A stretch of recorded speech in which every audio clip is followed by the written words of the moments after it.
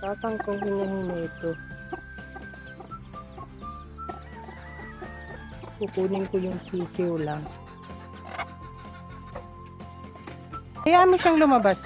Matapang kasi yung inahin na gold na yan na mamalo pag kinukuha ni Richard ay baka mapalo ang sisiw, kaya sabi ko ay palabasin na lang niya yung inahin. Yan. Oh, hulihin mo baka kaano yun.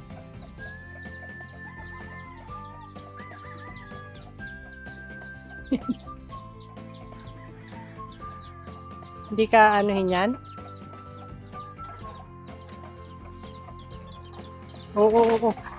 Namamalo yung inahin kaya pinahuli ko muna kay Richard. Yan.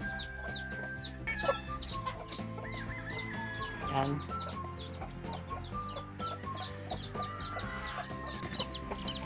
Malulusog lahat. Yung mga sisiw lang ang iuuwi ko sa bahay. Iiwanan ko sa range area ang broodhen.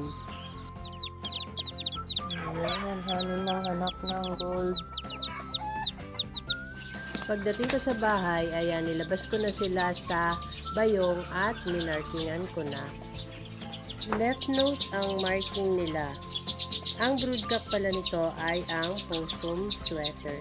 Mahirap magmarking pag sa ilong, kaya ayan, nakasalamin.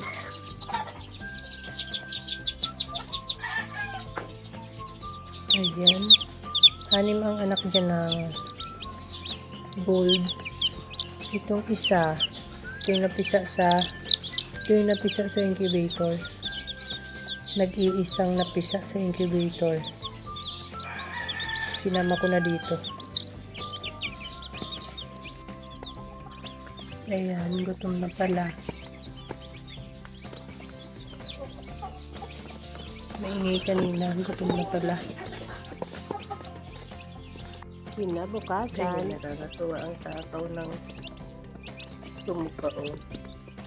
Pinakahon ko sila kapag gabi para hindi lamigin. Yang kahon na yan ang pinaglalagyan ko sa kanila.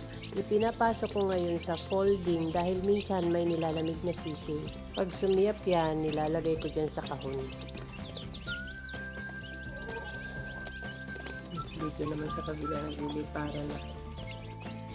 Dalawa ang pinto ng folding, sa kabila yung mga anak naman ng ARL ang nandun. Ayan, maliliksi na sila, nagliliparan na din.